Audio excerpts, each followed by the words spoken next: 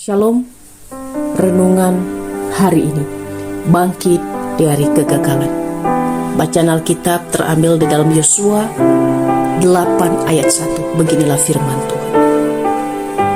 Kemudian berfirmanlah Tuhan kepada Yosua, janganlah takut dan janganlah tawar hati. Bawalah seluruh tentara dan bersiaplah, majulah ke Ai. Ketahuilah, aku serahkan kepadamu raja negeri Ai, rakyatnya, kotanya, dan negerinya.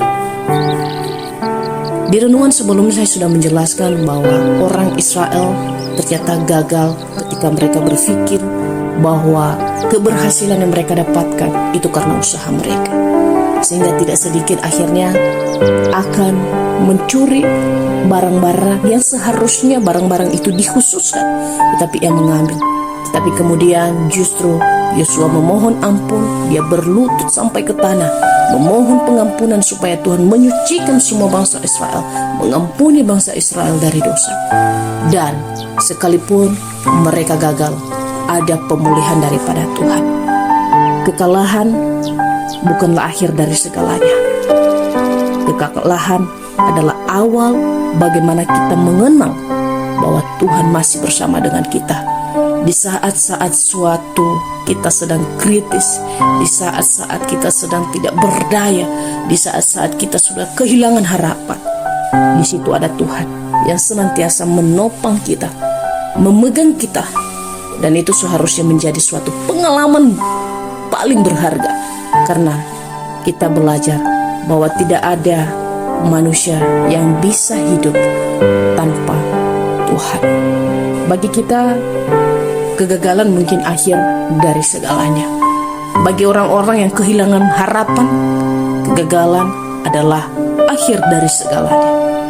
Tetapi bagi orang-orang yang mengandalkan Tuhan, kegagalan adalah awal dari hal baru, memulai yang baru, menuju kepada keberhasilan.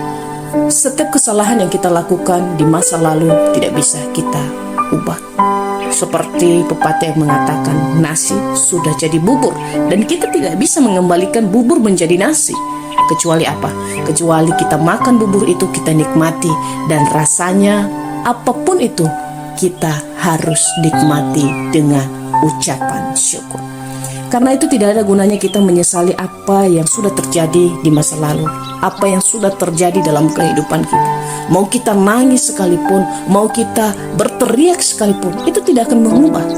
Kadang yang terjadi di masa lalu menjadi satu pembelajaran bagi kita untuk tidak kita mengulangi kesalahan yang sama. Orang Israel demikian. Dalam situasi kegagalan mereka tahu mereka gagal. Akhirnya mereka kembali kepada Tuhan. Dan akhirnya yang mereka dapatkan, mereka memperoleh kemenangan. Karena kegagalan sebelum menjadi peringatan penting bagi orang Israel untuk mereka tetap setia kepada Tuhan, apapun itu situasinya. Karena kenapa? Kesetiaan kepada Tuhan merupakan kunci untuk kita bangkit dari kegagalan itu sendiri. Tidak ada di dunia ini orang yang tidak pernah gagal. Presiden pernah gagal, menteri pernah gagal, DPR pernah gagal, bahkan siapapun yang mencoba segala sesuatu pernah gagal. Tapi bukan kegagalan yang kita lihat. Yang kita lihat adalah bagaimana Tuhan berperan di dalam kegagalan kita, bagaimana Tuhan tidak membiarkan kita ketika kita gagal. Kita akan bisa melihat tangan Tuhan hanya ketika kita dalam situasi di titik paling terendah. Di situ sebenarnya kita tahu bahwa Tuhan bersama. Ketika kita berhasil, kadang-kadang kita bisa melupakan Tuhan. Tetapi dalam situasi ketika kita sudah tidak berdaya, disitulah kita berkata, Tuhan tolong aku tidak berdaya, selamatkan aku.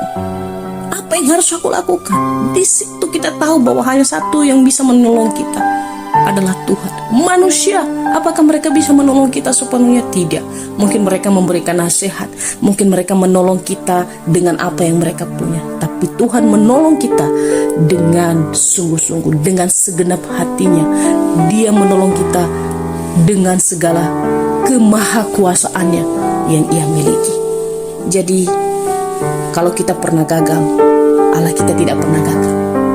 Bahkan Allah kita rela mati bagi kita untuk menyelamatkan kita manusia yang gagal dari dosa ini.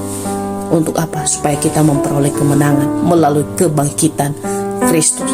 Biarlah renungan ini menjadi kekuatan bagi kita.